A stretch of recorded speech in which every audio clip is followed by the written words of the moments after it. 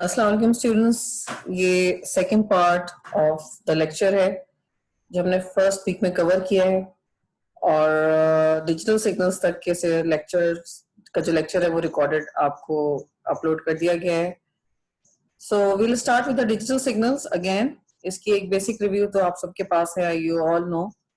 Digital signals की सबसे बड़ी प्रॉपर्टी ये होती है that they change in steps, या जो इंक्रीमेंट्स होते हैं वो डिस्क्रीट होते हैं। 0 से 1 लेवल चेंज होगा, 1 से 2 लेवल चेंज होगा, 0 से 5 लेवल चेंज होगा।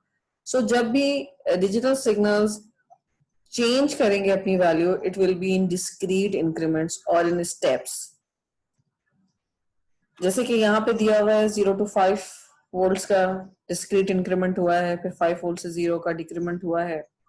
जो चेंजेस आते हैं वो डिस्क्रीट होते हैं डिजिटल सिग्नल्स में और स्टेप्स में होते हैं, कंटिन्यूस चेंज नहीं होता। इसके अलावा दूसरी प्रॉपर्टी है डिजिटल सिग्नल्स की कि most of the digital signals use 2 states और उसी के कॉम्बिनेशन से डिफरेंट कोडिंग स्कीम्स जनरेट की जाती हैं।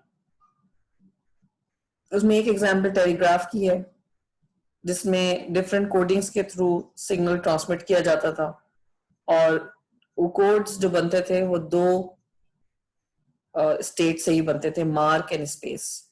मार्क को ऑन स्टेट कहा जाता था, ये कहा जाता है, और स्पेस को ऑफ स्टेट कहा जाता है। ये 2 स्टेट्स के डिफरेंट कॉम्बिनेशंस बना के कोडिंग स्कीम्स जनरेट की गई थी। जैसे फॉर एग्जांपल यहाँ पे ऑन ऑफ, फिर ऑन ऑन आ गया, फिर उसके बाद ऑफ आ गया। सो डिफरेंट कोडिंग इनके कॉम्बिनेशन, मार्क एंड स्पेस के डिफरेंट कॉम्बिनेशन से कोड्स जनरेट किए जाते थे, किए जाते हैं, और हर कोड का कोई ना कोई इक्विवेलेंट मीनिंग होता है, अल्फाबेट, नंबर, डिजिट्स। इसी तरह से बाइनरी में भी जो कि कंप्यूटर्स में सीरियल बाइनरी कोड्स यूज होते हैं, जीरोस एंड वंस की कॉम्बिनेशन से कोडिंग की जाती है।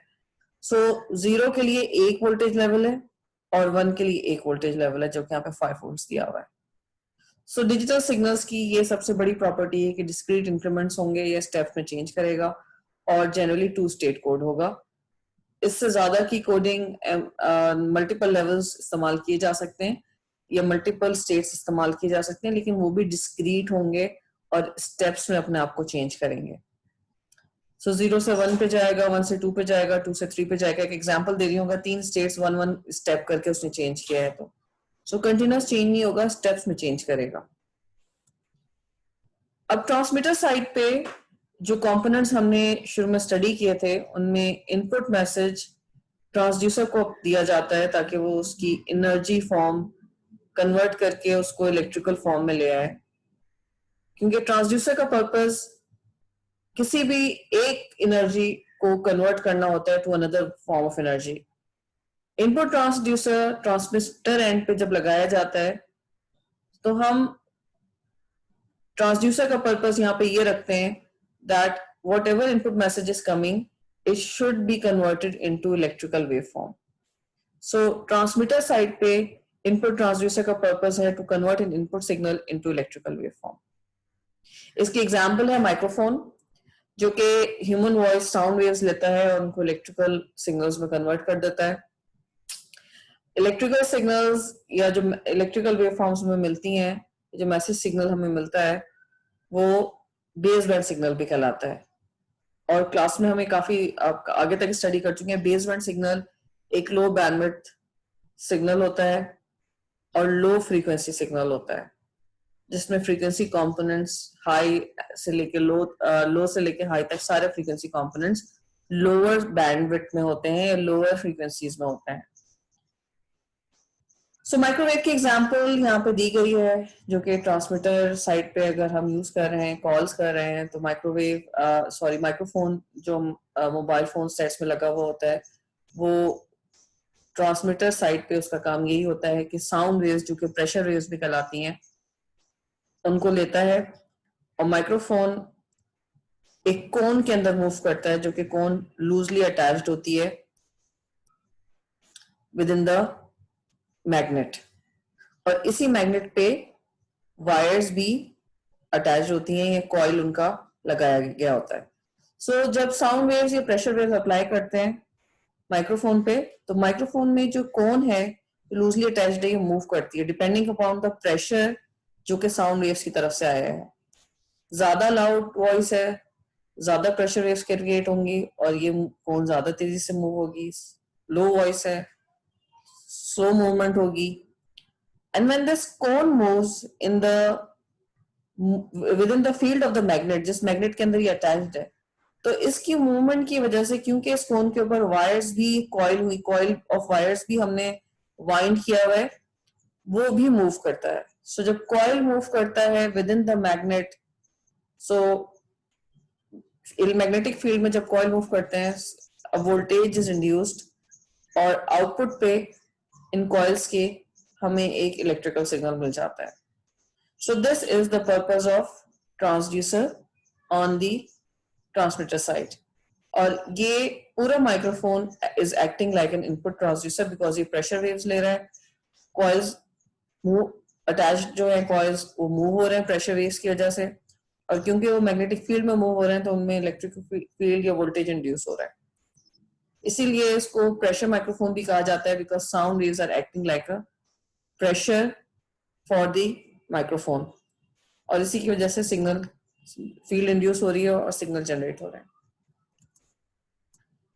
सो ट्रांसमीटर खुद क्या काम कर रहा है, जो कि ट्रांसमीटर साइड पे हमने सबसे पहले ट्रांसड्यूसर लगाया और ट्रांसड्यूसर के बाद ट्रांसमीटर लगाया। सो जो मैसेज जब ट्रांसड्यूसर से गुजर के इलेक्ट्रिकल फॉर्म में कन्वर्ट हो गया है, जिसको हम बेसबैंड सिग्नल भी कह रहे हैं, सो ट्रांसमीटर का काम यह है कि इसको एफिशिएंट ट्रांसमिशन के लिए उसका फॉर्मेट चेंज कर दे या उसकी कोडिंग चेंज कर दे। सो अगर मीडियम इलेक्ट्रिकल है जहां पे इसको ट्रांसमिट होना है, ट्रांसमिशन होनी है, चैनल मीडियम इलेक्ट्रिकल है, तो फिर तो फॉर्मेट इलेक्ट्रिकल है और इलेक्ट्रिकल में ही रहेगा, और सिर्फ कोडिंग स्कीम्स चेंज होंगी कि जीरोस एंड वंस को कैसे ट्रांसमिट किया जाए या एनालॉग सिग्नल को कैसे ट्रांसमिट किया जाए अगर एनालॉग है, और डिजिटल है तो जीरोस एंड वंस को कैसे ट्रांसमिट किया जाए। लेकिन अगर ऑप्टिकल फाइबर है जिसमें लाइट की फॉर्म में एनर्जी जा रही होती है, लाइट फ्रीक्वेंसी की फॉर्म में जा रही होती है, तो बेस बैंड को कन्वर्ट करना पड़ता है लाइट फ्रीक्वेंसी में। So transmitter has the capability to modify or convert the baseband signal into another format. Electrical to light frequency एक फॉर्मेट है जिसमें कन्वर्जन हो सकती है। इलेक्ट्रिकल सिग्नल्स को वायरलेस सिग्नल्स में उनकी कन्वर्जन करना, उनकी फ्रीक्वेंसी चेंज करना, ये भी ट्रांसमीटर का काम है। सो ट्रांसमीटर मॉडिफाई करता है, कन्वर्ट करता है और देखता है कि इलेक्ट्रिकल सिग्नल जो हैं उनको इलेक्ट्रोमैग्नेटिक सिग्नल्स जो हैं उनको गाइडेड मीडियम में, या यानी गाइडेड मींस वायर्स में, और प्रोपगेशन मीडियम में जहां पे वायरलेस है उनमें किस तरह से कन्वर्ट करके भेजना है। ट्रांसमीटर साथ में रीफॉर्मेट भी करता है, जो हम बार बार कह रहे हैं, उसकी कोडिंग भी चेंज करता है, और उसके साथ उसमें फिल्टर्स भी अप्लाई कर देता है ताकि अगर कोई नॉइज है सिग्नल के अंदर तो वो खत्म हो जाए और वो अपनी प्रॉपर शेप में ही सिग्नल ट्रांसमिट हो। अगर ट्रांसमीटर साइड पे फिल्टर्स लगाए गए हैं जो कि लो पास फिल्टर्स होते हैं, वाई? बिकॉज जो सिग्नल इनसे पास हो रहा है वो बेस बैंड सिग्नल जिसको हम कहते हैं, वो भी लो पास सिग्नल ही, लो बैंडविड्थ सिग्नल ही है।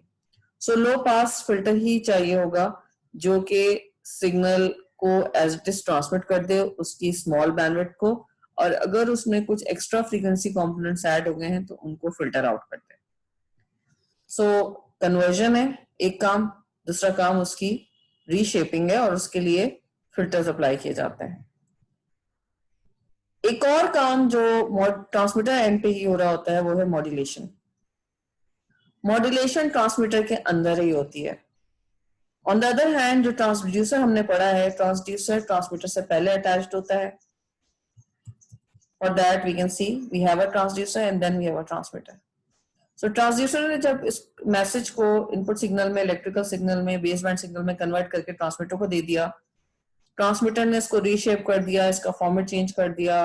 अगर फॉर्म ऑफ दोबारा से इसको इलेक्ट्रिकल में कन्वर्ट करना है तो उसको इलेक्ट्रिकल में ही आगे ट्रांसमिट कर दिया, और ऑप्टिकल में कन्वर्ट करना है सिग्नल को ऑप्टिकल में कन्वर्ट कर दिया। और साथ में इसमें नॉइज या डिस्टॉर्शन है तो उसको भी कन्वर्ट लिमिट कर दिया using the LPFs, low pass filters. Now after that, इसके अलावा जो सबसे बड़ा पर्पस ट्रांसमीटर यूज करने का है वो है मॉड्यूलेशन। मॉड्यूलेशन ट्रांसमीटर के अंदर ही होता है, मॉड्यूलेशन प्रोसेस। और इसका काम ये होता है, मॉड्यूलेशन का काम ये होता है कि इनपुट को इनपुट मैसेज को, इनपुट सिग्नल को एक कैरियर सिग्नल के साथ सुपर इम्पोज करके चैनल पे भेजे। इट मीन्स कि ट्रांसमीटर से जो सिग्नल मीडियम पे जा रहा है, चैनल पे जा रहा है, वो सिर्फ और सिर्फ इनपुट सिग्नल नहीं है, उसके साथ एक कैरियर सिग्नल भी इम्पोज हुआ है, एक कैरियर सिग्नल भी प्रेजेंट है। और मॉड्यूलेशन का काम ये होता है कि वो जैसे जैसे मैसेज चेंज हो रहा है वैसे वैसे उसके साथ साथ कैरियर का या तो एम्पलीट्यूड चेंज करे, या फेज चेंज करे, या फ्रीक्वेंसी चेंज करे। सो रियल टाइम में when the signal is being transmitted along with the carrier, real time में सिग्नल कैरियर के साथ जा रहा है तो सिग्नल के साथ साथ या तो कैरियर की एम्पलीट्यूड चेंज हो रहा है, carrier is another signal, high frequency signal. So साथ में या तो एम्पलीट्यूड चेंज हो रहा है कैरियर का, या फेज चेंज हो रहा है, या फ्रीक्वेंसी चेंज हो रही है। सो मॉड्यूलेशन क्यों हम कर रहे हैं? मॉड्यूलेशन हम इसलिए कर रहे हैं बिकॉज बेसबैंड सिग्नल की जो लो फ्रीक्वेंसी बैंड है उसको हम हाई फ्रीक्वेंसी स्पेक्ट्रम में लेके आना चाह रहे हैं।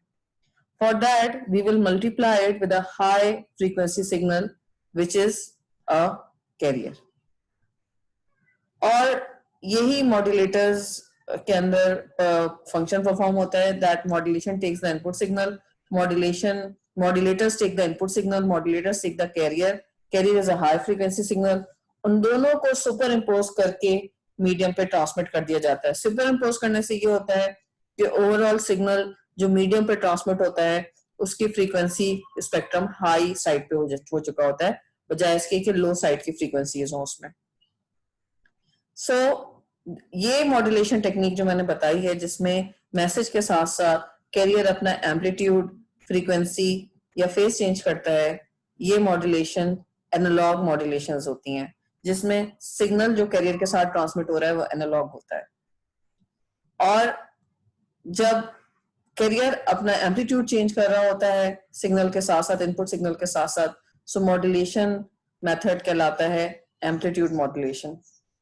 और अगर फ्रीक्वेंसी या फेज चेंज हो रहा होता है मैसेज के साथ साथ तो वो मॉड्यूलेशन कहलाती है फ्रीक्वेंसी मॉड्यूलेशन या एंगल मॉड्यूलेशन। अगर मीडियम पर जो सिग्नल्स जा रहे हैं वो वायर के थ्रू जा रहे हैं और डिजिटल सिग्नल्स जा रहे हैं मीडियम पे वायर के थ्रू, देन जो टेक्निक्स यूज होती हैं वो डिजिटल मॉड्यूलेशन की टेक्निक्स होती हैं, and they are not being discussed in the course at the moment. Whatever discussion we are doing is about analog modulation, जिसमें signals analog हैं और वो किसी कैरियर के साथ सुपर इम्पोज होके मीडियम पे जा रहे हैं। मॉड्यूलेशन का पर्पस क्या है? To convert the low frequency spectrum into a high frequency spectrum of the baseband signal. Baseband signal का स्पेक्ट्रम चेंज हो जाए। उसके अलावा ट्रांसमीटर में और भी सब सिस्टम्स होते हैं, सैम्पलर होता है, क्वांटाइजर होता है, कोडर होता है। ये जब होता है when you have a digital transmission. Digital transmission में इस डिजिटल मॉड्यूलेशन के अलावा और भी हमें कंपोनेंट्स या सब सिस्टम्स चाहिए होते हैं। सैम्पलिंग सिग्नल्स एंड सिस्टम्स आपने पढ़ी होगी, क्वांटाइजेशन पढ़ी होगी, और इसी तरह कोडिंग स्कीम्स भी चाहिए होती हैं डिजिटल सिग्नल्स में। So according to the type of modulation, analog है सो फिल्टर्स चाहिए, डिजिटल है सो उसमें कोडर्स एंड सैम्पलर्स चाहिए। It will depend upon the kind of modulation we are doing और किस मीडियम पे हम सिग्नल को भेज रहे हैं। So let's, whatever we have said right now, let's revisit it again. हम इसको दोबारा देखते हैं। ट्रांसमीटर में, एनालॉग ट्रांसमीटर में, क्योंकि मॉड्यूलेशन जो भी हमने डिस्कस की है वो एनालॉग की है। बेसबैंड सिग्नल इज ST, एक कैरियर हाई फ्रीक्वेंसी सिग्नल जो कि एनालॉग है, और पीरियोडिक वेव होता है यानी कोसाइन वेव होता है, जनरली साइनोसॉइड होता है, उसके साथ हमने सुपर इम्पोज किया एक बेसबैंड सिग्नल को। सुपर इम्पोज करने का तरीका ये है कि दे आर मैथमेटिकली मल्टीप्लाइड, अगर मैथमेटिक्स के पॉइंट ऑफ व्यू से देखा जाए, रिजल्ट में we will get the modulated signal, as a result we get the modulated signal. This XT contains the carrier as well as the baseband signals, इन दोनों का combination output में मिल जाता है हमें। उसके बाद we have some stages, we want कि सिग्नल एम्पलीफाइड भी हो जाए, ताकि अगर डिस्टेंस ट्रेवल कर रहा है एनालॉग सिग्नल और उसकी स्ट्रेंथ कम हो रही है, सो वो भी ऑलरेडी एम्पलीफाइड हो, ताकि उसकी स्ट्रेंथ कम होने के बावजूद भी सिग्नल अपनी डेस्टिनेशन तक प्रॉपर स्ट्रेंथ के साथ या जो रीजनेबल स्ट्रेंथ है उसके साथ रिकवर हो जाए रिसीवर साइड पे। इसलिए ट्रांसमीटर के पास एम्पलीफिकेशन की दो स्टेजेस होती हैं, एक में वोल्टेज एम्पलीफाई होता है उसका एम्पलीट्यूड, और दूसरे में उसकी पावर एम्पलीफाई होती है, उसके बाद उसको चैनल पे भेजा जाता है। सो जैसा हमने डिस्कस किया, according to the type of modulation, जो डिजिटल मॉड्यूलेशंस हैं उनके अंदर डिजिटल मॉड्यूलेशन हो रही है तो सैम्पलर, क्वांटाइजर और कोडर चाहिए होगा, और अगर एनालॉग मॉड्यूलेशन है तो उसमें we will need the voltage amplifier stage, power amplifier stage, ये सारी चीजें एनालॉग ट्रांसमीटर के अंदर होती हैं after the modulation. And filter भी होता है उसका फॉर्म, जो कि यहाँ पे नहीं दिखाया गया। Now let's go on to channel. जब एक सिग्नल मॉड्यूलेटेड फॉर्म में आ गया, उसका स्पेक्ट्रम हमने हाई कर दिया है, हाई फ्रीक्वेंसी कंपोनेंट्स उसके अंदर आ गए हैं और उसकी एम्पलीफिकेशन हो चुकी है, voltage and power amplification, then the signal is transmitted to the channel. Channel पर आ गया है। चैनल है क्या? चैनल इज अ मीडियम जिसमें ट्रांसमीटर का आउटपुट सेंड किया जाएगा। वो medium guided electromagnetic wave channel भी हो सकता है, जिसमें वायर्स होंगी किसी ना किसी तरह की, या केबल होगा, या ऑप्टिकल फाइबर होगा जिसमें गाइडेड है। इट मींस के सिग्नल जब आप वायर के या फाइबर के एक कोने पे ट्रांसमिट करेंगे तो उसके ऑप्टिकल फाइबर के या वायर के दूसरे एंड पर आपको रिसीव हो जाएगा, गाइडेड है। इन द मिडल ट्रांसमिशन और रिसेप्शन के you do not have to worry कि सिग्नल कहाँ कहाँ प्रोपेगेट हो रहा है और कहीं उसकी स्ट्रेंथ या कहीं पे स्कैटर होके उसकी स्ट्रेंथ लूज तो नहीं हो रही है। सो ट्रांसमिशन में, ऐसी ट्रांसमिशन में जो गाइडेड होती है, इलेक्ट्रोमैग्नेटिक वेव्स ही हैं इलेक्ट्रिकल सिग्नल्स की, लेकिन वायर है, कोएक्सियल केबल है और optical fibre. Channel is guided channel is comprised of these three. इसके अलावा भी कोई और तरीका हो सकता है, लेकिन वायर्स ही होंगी या कोई ना कोई गाइडेड मीडियम ही होगा।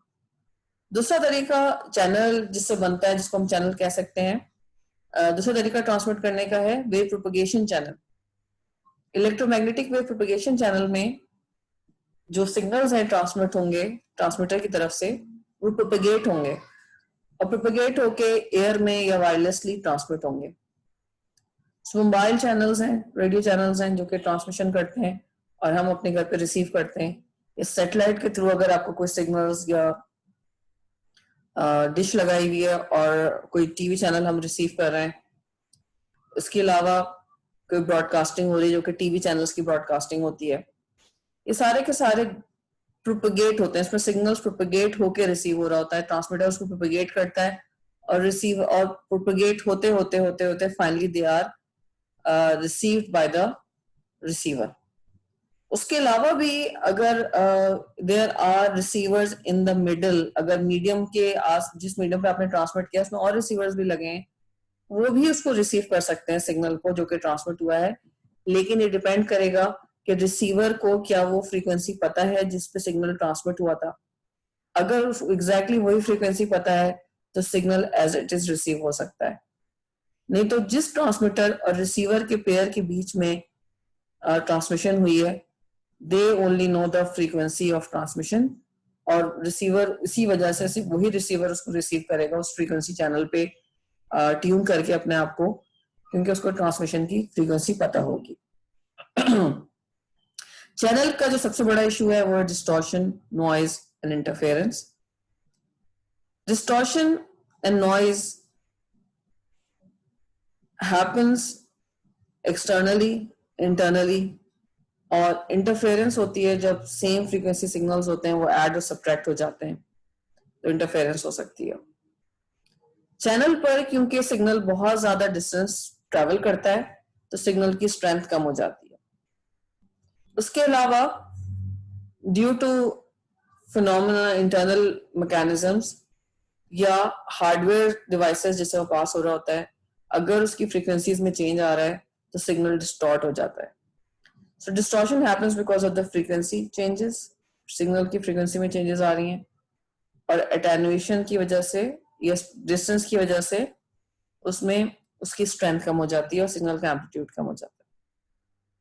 जैसे जैसे चैनल की लेंथ बढ़ेगी, चाहे वो वायरलेस चैनल है चाहे वो वायर्ड चैनल है, सिग्नल में एटेन्युएशन बढ़ने लगती है। सो 20 मीटर्स के बाद या 25 मीटर्स के बाद वी नीड अ डिवाइस जो कि सिग्नल को रीस्ट्रेंथन करे, उसको दोबारा से एम्पलीफाई करे, उसको रीजेनरेट करे। डिपेंड करता है डिजिटल है सिग्नल या सिग्नल एनालॉग है, उसके हिसाब से हमें मैकेनिज्म लगाना पड़ता है ताकि स्ट्रेंथ उसकी रीगेन हो जाए। So these are the problems with the channel, that you have distortion because of the frequency changes, we have noise because of the amplitude changes, and we have interference जहाँ पर दो signal same frequency के अगर travel कर रहे हैं जो कि कम कम होता है और वो एक ही दूसरे को कैंसिल कर लेते हैं, ये एड अप हो जाते हैं। So how can V model a channel?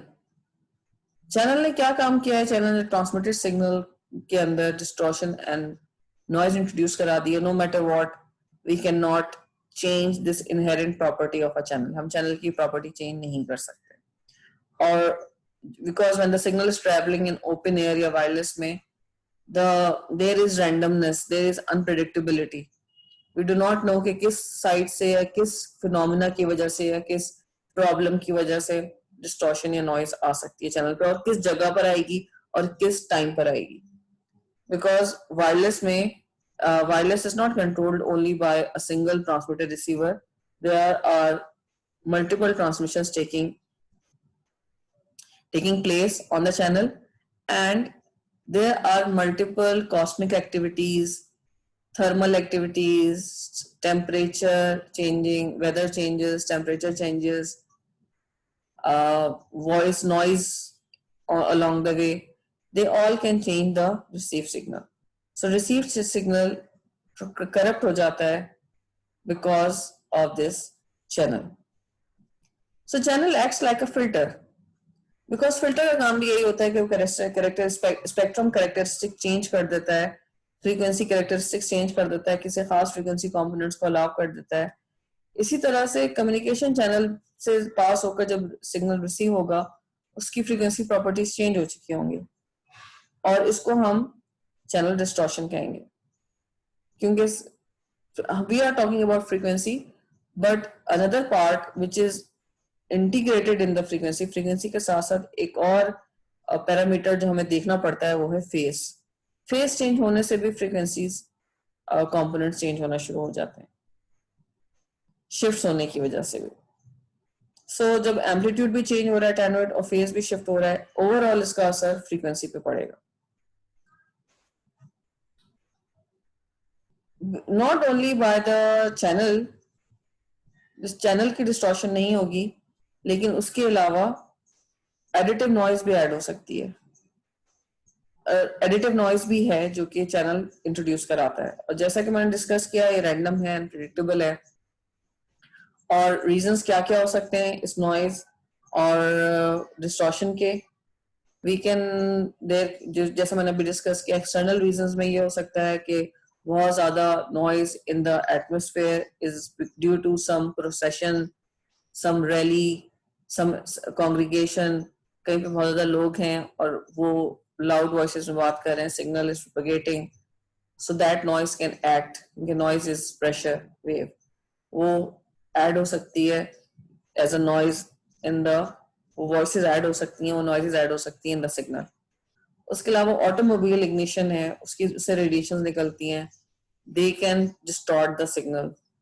Lamp lights हैं या बहुत ज्यादा ब्राइट लाइट्स हैं जो कि स्ट्रीट लाइट्स होती हैं या कहीं बहुत डेकोरेट हुआ हुआ फैंसी लाइट से कोई घर या कोई एरिया, वो अगर सिग्नल प्रोपोगेट हुआ है उस एरिया से तो वो भी इफेक्ट कर सकता है सिग्नल को।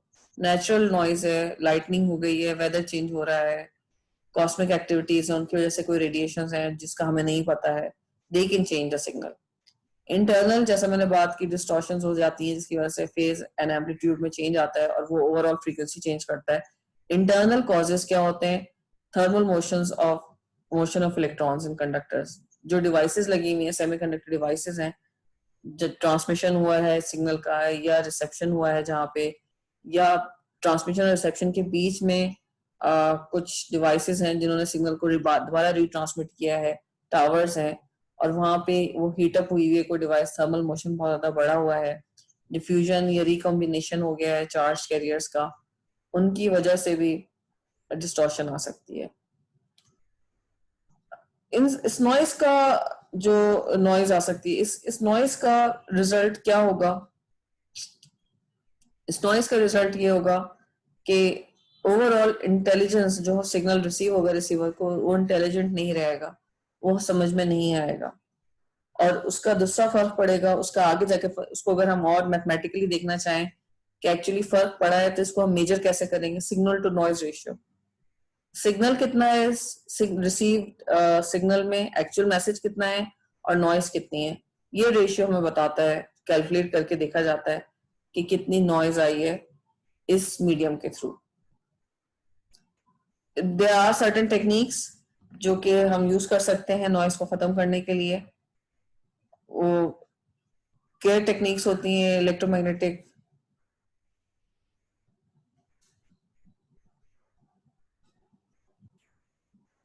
Electromagnetic capability and interference. ये मैग्नेटिक फील्ड्स जनरेट कर रही होती हैं डिवाइसेस, उनकी वजह से भी इंटरफेरेंस है, उनकी वजह से भी फील्ड्स जनरेट हो रही हैं और वो ऐड हो सकती हैं सिग्नल में, एंड इंटरफेरेंस, को इंटरफेरेंस आ रही है डिवाइस की तरफ से। इसको खत्म करने के लिए प्रॉपर टेक केयर टेक्निक्स हैं। उनमें बहुत सारे तरीके हो सकते हैं। हम शील्डिंग कर लें अगर केबल्स हैं, पीसीबी लेयर्स अगर हार्डवेयर हैं जिसमें जो कि ये एमिट कर रहे हैं या फील्ड्स जनरेट कर रहे हैं, उनकी पीसीबी लेयर्स को रीअरेंज कर लें, या ऐसे कंपोनेंट्स हैं जो कि काम कर रहे हैं इन द मीडिया चैनल में जो कि मौजूद हैं और जो कि सिग्नल्स जिनसे इंटरैक्ट करता है, जो कि प्रोपराइटरी हैं, जो ओन्ड हैं by the transmitter and sender या रिसीवर, जिस वेंडर का है, जिस ऑपरेटर का है, वही उसको ओन करता है। तो वो शील्डिंग टेक्निक्स अप्लाई कर ले किसी तरह की, कैपेसिटर्स को डीकपल कर ले। There are lots of methods जिसकी वजह से नॉइज लेवल्स को रिड्यूस किया जा सकता है। Electromagnetic capability and interference techniques, methods हैं जिनको रिड्यूस करना है। Electromagnetic interference reduction and electromagnetic capability reduction. But the point is that we can never eliminate its effect on channel completely. हम इसके effect को completely कभी भी खत्म नहीं कर पाते।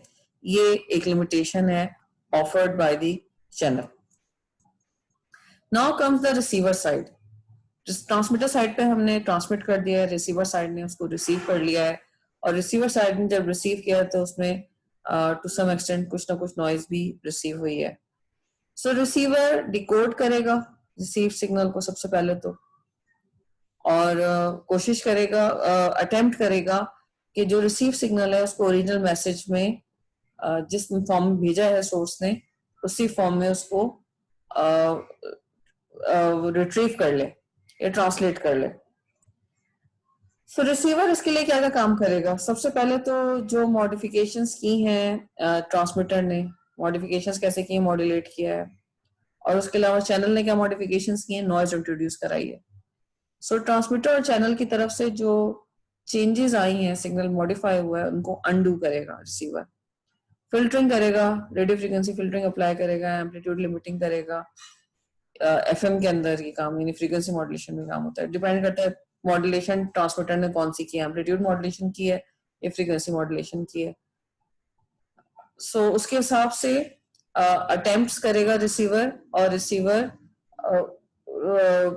जो है जो चेंजेस आ गई हैं नॉइज की वजह से उनको अंडू करने की कोशिश करेगा। उसके बाद सिग्नल जब नॉइज उसमें एलिमिनेट हो चुकी है टू सम एक्सटेंट, तो उसके बाद डिजायर्ड सिग्नल रिसीव सिग्नल से निकाल लेगा नॉइज खत्म करने के बाद। डिजायर्ड सिग्नल, रिसीव सिग्नल में क्या क्या सिग्नल्स हैं? मैसेज सिग्नल है और साथ में कैरियर सिग्नल है, मॉड्यूलेशन के लिए इस्तेमाल हुए थे। सो अगर डिजायर्ड सिग्नल्स रिसीव सिग्नल में से निकल आता है, इट मींस कैरियर रिमूव हो जाता है, ये प्रोसेस डीमॉड्यूलेशन प्रोसेस कहलाता है, जिसमें सिग्नल डीमॉड्यूलेट हो गया और जिस कैरियर के साथ सुपर इम्पोज होकर आ रहा था, अब वो कैरियर रिमूव हो गया है और हमें इनपुट मैसेज रिसीव हो गया। दैट इनपुट मैसेज, वो इनपुट मैसेज हम दोबारा से आउटपुट ट्रांसड्यूसर को दे देते हैं। सो ट्रांसमीटर ने ट्रांसमीटर से पहले जो इनपुट ट्रांसड्यूसर लगा हुआ था ट्रांसमिशन साइड पे, उसने वॉइस को इलेक्ट्रिकल में कन्वर्ट किया था। रिसीवर साइड पे ट्रांसड्यूसर सबसे एंड में इस्तेमाल होगा और जो रिसीवर ने डीमॉड्यूलेट करके मैसेज दिया है उसको दोबारा उसकी एनर्जी फॉर्म कन्वर्ट करेगा और उसको वॉइस में कन्वर्ट कर देगा, क्योंकि ट्रांसड्यूसर का काम one form to another form of energy conversion होता है। रिसीवर साइड पे वो साउंड एनर्जी को अगर उसने इलेक्ट्रिकल में कन्वर्ट किया है, तो रिसीवर ट्रांसमीटर साइड पे अगर उसने साउंड को इलेक्ट्रिकल एनर्जी में कन्वर्ट किया है, तो रिसीवर साइड पे वो इलेक्ट्रिकल एनर्जी को दोबारा से साउंड वेव्स में या वॉइस एनर्जी में कन्वर्ट कर देगा और फाइनली ये मैसेज रिसीव हो जाएगा रिसीवर को। So if two people are talking to each other, mobile phone पे बात कर रहे हैं, बीच में चैनल या मीडियम जो है वो वायरलेस मीडियम है, so the mobile phone has got a transmitter and a receiver both. So जिसने कॉल की है, जो ट्रांसमिट कर रहा है, उसका ट्रांसमीटर साइड इस्तेमाल हो रहा है और जब सिग्नल प्रोपेगेट हो गया मॉड्यूलेट होके, तो रिसीवर साइड ने उसको डीमॉड्यूलेट करके थ्रू द स्पीकर सुन लिया। ट्रांसमीटर ने माइक्रोफोन पे बोला, माइक्रोफोन में जो ट्रांसड्यूसर था उसने उसकी कन्वर्जन की, फिर मॉड्यूलेटर जो लगा हुआ था उसने उसको मॉड्यूलेट किया और वो ट्रांसमिट हो गया। रिसीवर साइड ने उसमें नॉइज वगैरह रिमूव की उसमें और उसका फॉर्मेट चेंज किया दोबारा से और फिर उसको डीमॉड्यूलेट कर लिया और डीमॉड्यूलेट करने के बाद उसको दोबारा साउंड वेव में कन्वर्ट कर लिया। सो both the parties which are on the call, who are on the call, they are using their transmitter and receiver both, और मॉड्यूलेशन डीमॉड्यूलेशन कॉन्स्टेंटली हो रही है और चैनल इसमें इस्तेमाल हो रहा है वायरलेस। एक एग्जांपल है। उसके अलावा जो हम वॉइस कॉल्स करते हैं ऑन द इंटरनेट, उसमें मीडियम इंटरनेट इस्तेमाल होता है। हमें नहीं पता होता कि कॉल वायरलेस मीडियम के थ्रू जा रही है कि केवल वायर्ड मीडियम के थ्रू जा रही है, क्योंकि बीच में जो कनेक्शंस हैं वो दोनों तरह के हो सकते हैं, wireless and wired. So wifi अगर यूज कर रहे हैं तो फिर तो हमें ऑलरेडी डेफिनेटली पता है वाईफाई पे दो लोग कॉल कर रहे हैं एक दूसरे को, सो ऑब्वियसली मीडियम वायरलेस ही होगा। लेकिन अदरवाइज अगर कॉल आपने इंटरनेट पे की है एंड कॉलिंग पार्टी कहीं और है और जो कॉल रिसीव कर रहा है वो कहीं और है, तो हमें बीच में नहीं पता होता कि कौन कौन से मीडियम इस्तेमाल हो रहे हैं। सो मोड्स ऑफ कम्युनिकेशंस जो इस्तेमाल करते हैं हम, वो बेसिकली ब्रॉडकास्ट कर सकते हैं मैसेज को, और ब्रॉडकास्टिंग